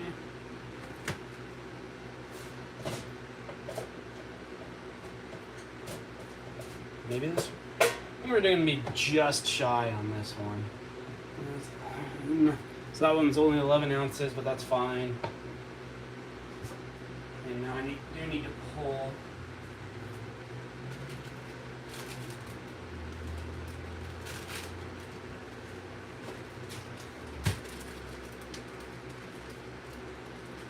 These are pre-separated. They're still partially frozen. But that's fine, they'll weigh the same. big old chunky one. 11, 14.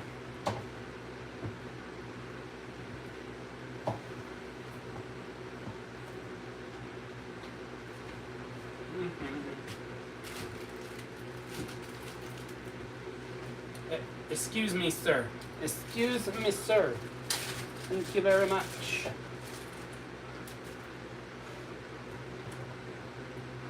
Oh, are you woken? You sure seem like woken. You sure seem like a good boy. Are you a good boy, woken? 12.2.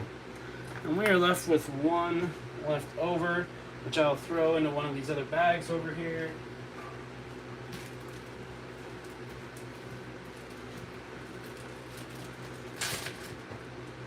Okay. And I'll just set you there on the tin foil for now. Where did it went in the trash apparently.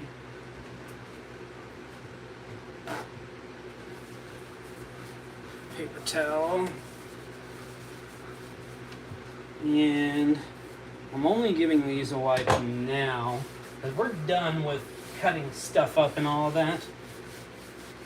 I'm just giving it a wipe now so that it's easier for dishes time. Dump that out. I won't do all this while you guys are here watching. Make you watch me clean up. But it's a quick wipe down. Think of it like rinsing your dishes before you put them in the sink or in the dishwasher. Okay. All right. And now I'm going to throw these over here. And I'm now realizing that all the wipes are gone out of that container. So give me 2 seconds here and I'll be right back.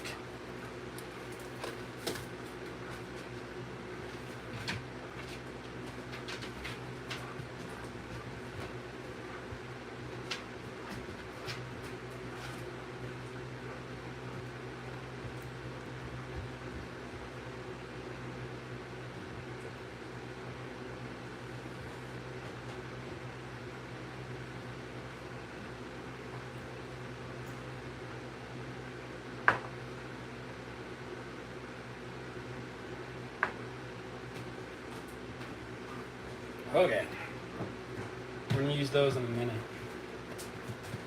or mostly in a minute. I'm going to use one right now for sure, like out of the way, but we need to make sure that we give it a good wipe down. And remember, my hands are clean, so I was wearing my gloves, so I'm not recontaminating it. I'll put this over on this other counter that you can't see. I'm really making sure about these buttons where I may have, even though I don't remember, may have absent-mindedly touched it with a glove. So just to be safe. And the bottom, in case any juices made their way there. Set it off to the side as well. That quick wipe down. Get one more here.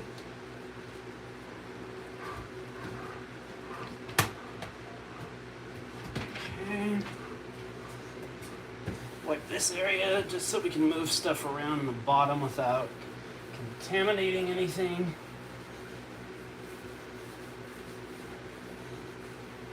And then I'll check our comments before we move on to our last step. Thank you to those of you guys that have stuck around with me. I appreciate you. Hopefully you're learning something or at least being entertained by my craziness. And if you need help making recipes like these, check out rawfeeding101.com.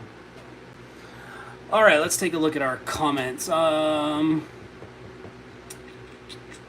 Tina says, Grace licks all the bowls and utensils. She loves meal prep days. That might be a good idea. I'll have to do that in the future. Heidi says, my 75-pound GSD got into the trash and ate about 7 cooked pork ribs. That's not good. Rib bones and 3 cooked chicken thigh bones last night. How worried would you be? She guzzled a gallon of water and had a little soft poop. I would definitely be... She's been raw fed for 3 years, by the way. Yes, and Heidi, I think that if I remember correctly, you were the first one that signed up for the video version of the boot camp program. But let me move this up a little bit for a second so you guys can actually see me talking. And then we'll go back. Do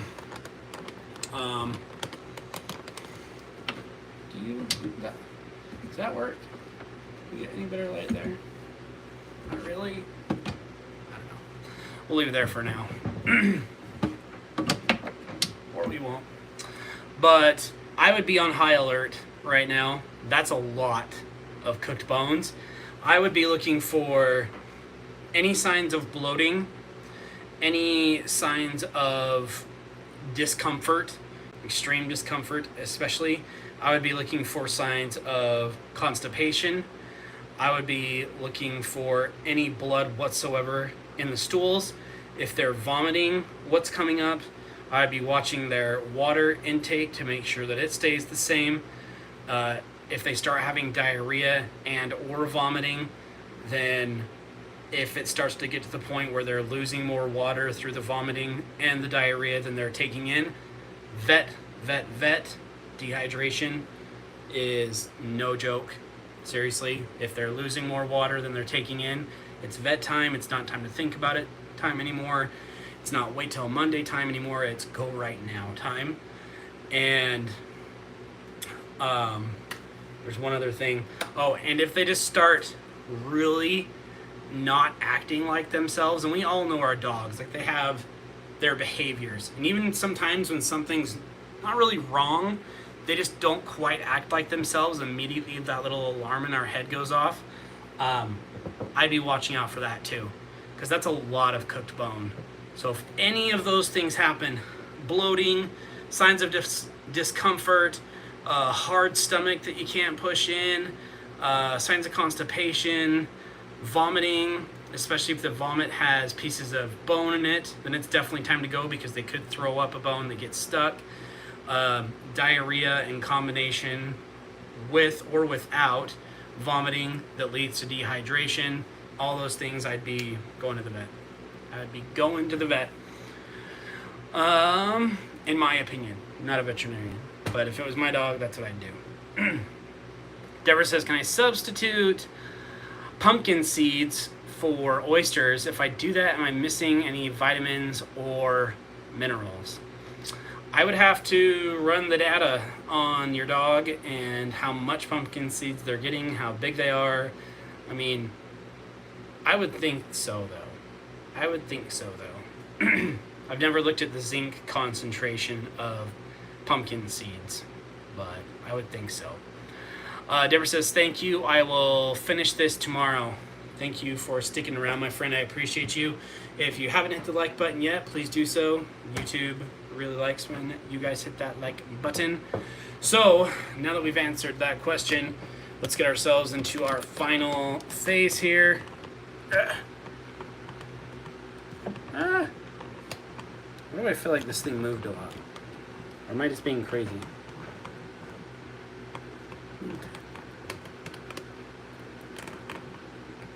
Is that about where we were before? Is that about where we were before? I feel like it is. Tell me if I'm wrong. But our last phase here, and you wouldn't have to necessarily wear gloves for this one, a little lower.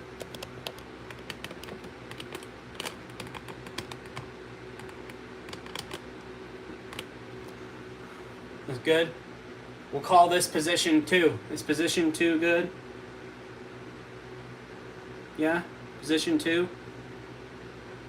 This good? Yeah? Oh, it was my phone. Sorry. Okay. There we go. I know that we had the tin foil in there just a little bit. Okay, so you wouldn't have to necessarily wear gloves for this, but because I'm going to be touching the phone, the camera, and everything like that afterwards, I am going to put gloves on. But if this was truly the end of your prep, then I would just put the containers on and then, or put the lids on and then wash your hands.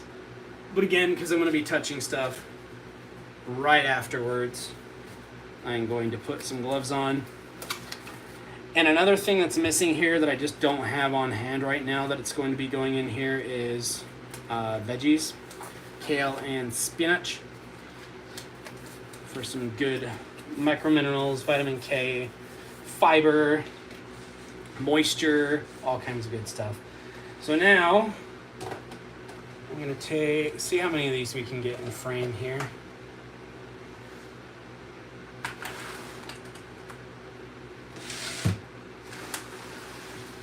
All those in frame.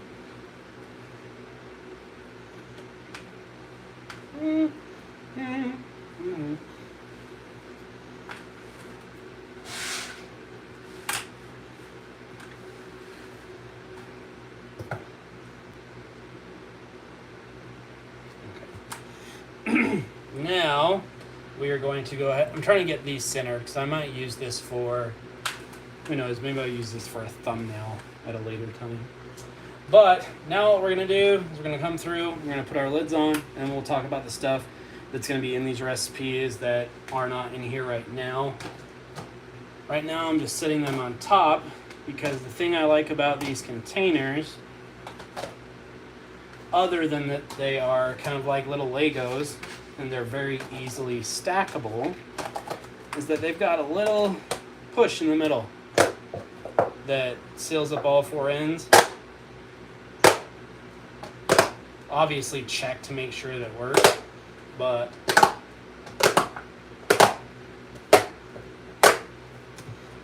make sure those are all good. All good. All good. Oh, we did miss one there. Okay. That's why we check. Good. Good. Oh, missed one more. Good. All right. Now, we'll just do 2, 3, 2. And now we got ourselves 10 meals ready to go. And yeah, it took an hour and almost 2 hours, like 7 minutes shy of 2 hours. But a lot of that was talking, a lot of that was explaining. So you can really get meal prepping down to a bit of a science to where it doesn't take as long, it's easier, it's more enjoyable when you've got something like, I mean, I'm having a really good time talking to you guys, but most people just standing here in a silent room wouldn't be too entertained. But because I have you guys, it's entertaining. But normally I would have Netflix or some kind of movie going, Back to the Future, who knows what. But get yourself a system, do things the same way in the same order every single time. It makes life a lot easier, makes it faster. Make sure that you sharpen your knives. For Pete's sake, make sure that you sharpen your knives. If you don't know how, feel free to reach out to me and I'll send you a bunch of resources on how. We have a video training that I did a while ago on how to do it as well. It shows you why knives get dull and how to fix it. And that is it, you guys. But as far as what is not in here, the kale and the spinach, we'll be adding that in there. We're also going to be adding in some supplements. Not all of them I can take out of the fridge. Not all of them I can show you because they're in the fridge and I don't want them to get warm because it's really warm in here right now. But we've got kelp for iodine. We have chelated manganese from Solgers for obviously manganese. And there is your kelp powder. And I need to get a freaking rubber band so that I can put this teeny tiny little scoop on it. So if you've ever gotten this stuff and said mine didn't come with a scoop, I promise it came with a scoop. It's just really tiny. Like that's my thumbnail. There's the scoop. And it's that thick. It's like a 32nd of a teaspoon or something, I don't know. But that, we're also gonna be doing, put you over here, flaxseed as well. This is flaxseed meal. We'll back those up a little bit more. Flaxseed meal for alpha linoleic acid, or ALA, to have proper balance between linoleic acid and alpha linoleic acid, or LA and ALA. And even though we wouldn't necessarily need vitamin D in a pork-based recipe, most likely, we are going to be adding sardines. I typically don't put canned fish into my containers, honestly, because when I forget to pull stuff out, not like this morning at all, when I forget to pull stuff out the night before, I can feed the dogs. I can feed the dogs an egg and some sardines, and they'll be good to go until I can get something else defrosted. And we're also going to be adding some coconut oil into the recipes. And this is liquid all but right now because it's super warm out here in Utah. It's about, I think it was 96, 97 today. And the vitamin E oil, I'll just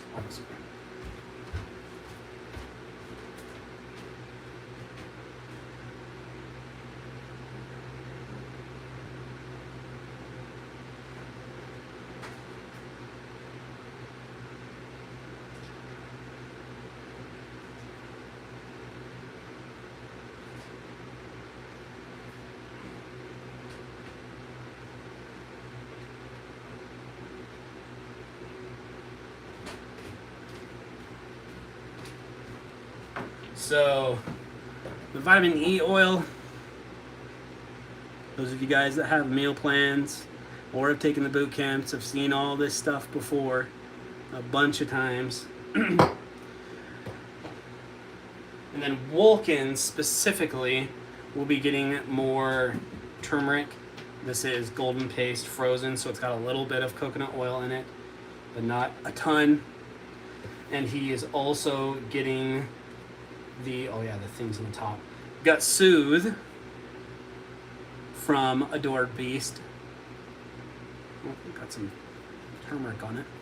Oh well. And an egg, and I feel like I'm forgetting something else. But the recipe's balanced. I feel like I'm forgetting something. The meal meets NRC standards is what I'm saying. But let's go ahead and take a look at our comments here really quickly. This will be a little inception going on here.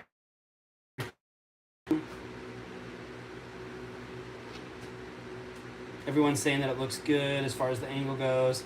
Jasmine says that's a satisfying sound. Pop, pop, pop. I know, right? It's like, I'm done, I'm done, I'm done, I'm done.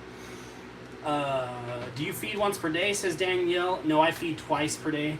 And one thing that I get a lot of questions about from meal plan clients, boot camp clients, all kinds of people is, how do I split things evenly throughout their meals? And the answer is I don't.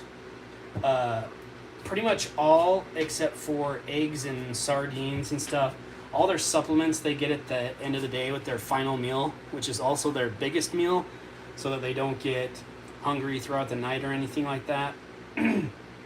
And with bone sources, like in these recipes where there's multiple drumsticks, I will try and feed drumsticks in both meals of the day.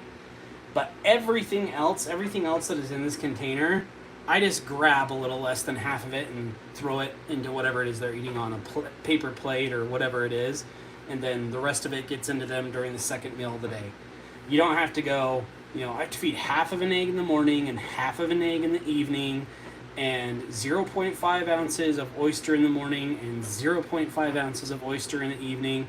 As long as what's in their recipes, and those recipes are balanced, as long as that gets into them by the end of the day, that's all that matters. Not making sure that each meal has an equal part of that recipe's overall daily balance. Just, it's kind of why I giggle when some people say every meal needs to be balanced, because unless you're feeding once a day, then every meal can't be balanced, or you're feeding way more than you should be. So, Jasmine says www.rawfeeding101.com. Thank you, Jasmine. Yes, if you guys need help creating meals like these, or you want to learn how to make these on your own, make sure to check out rawfeeding101.com and check out the guides we've got over there, the meal plans. We've got standards, budgets, speedies, all kinds of different versions. We also have the boot camps where you can learn how to do it on your own. We have the video program, the group program, and the one-on-one 6-week program. So take a look at all of those. Brenda says this was great. Good, Brenda, I'm glad that you enjoyed it. Tina says thanks, Scott. Jimmy says thanks. You are all welcome. Danielle says my pup is currently on pre-made. He is the first dog that I've ever had that isn't food motivated. He eats more now than he ever did on kibble, but I still can't get any weight on him. He is so skinny. Any high calorie treats or toppers I can add? Shoot me a PM, because there's a bunch of questions there. Like, what is their metabolism like? Kind of exercise they get? What pre-made are you feeding? Is it based off a percentage or a calorie amount?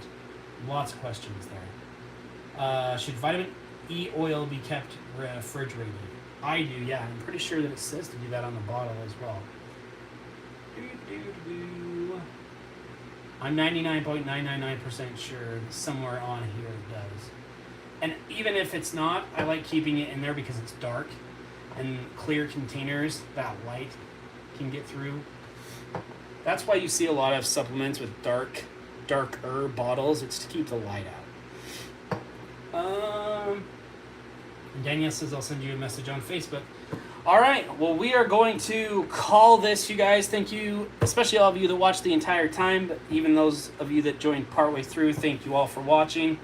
Make sure that you check out rawfeeding101.com, where you can get recipes made for you by me, just like these guys, or you can learn how to do it on your own with the boot camp programs. I will see you next time, which will hopefully be sometime this week. I think that even though I've said it before, I think I can finally get into making content on a regular basis again. So hopefully I will see you guys next week. It's definitely not going to be a 2-hour meal prep stream, but something. Maybe we'll just hang out and I'll answer your questions while I'm working on other people's meal plans.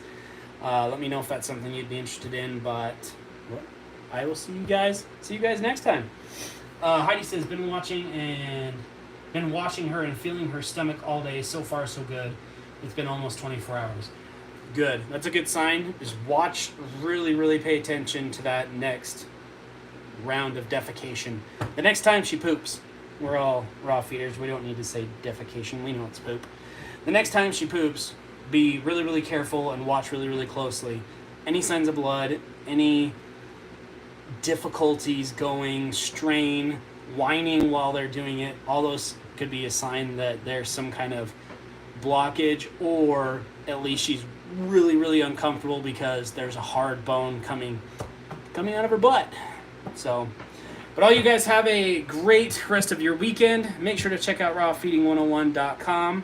And until next time, go give your puppies and your kitties and your dogs and your cats and your other awesome pets some love from me. And I'll see you guys next week for another live stream on the Raw Feeding 101 channel. Bye. Now, let's see if I can figure out how to turn off a mobile live stream for YouTube, because it took me so long to figure out how to turn it on.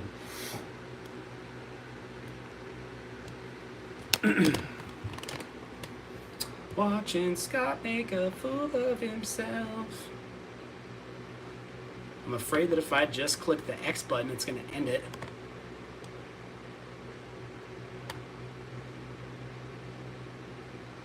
No, I don't want to mute my microphone. Alright, well, if this didn't save, I'm going to be mad. Okay, are you sure you want to stop streaming? Yes, I am. Bye-bye.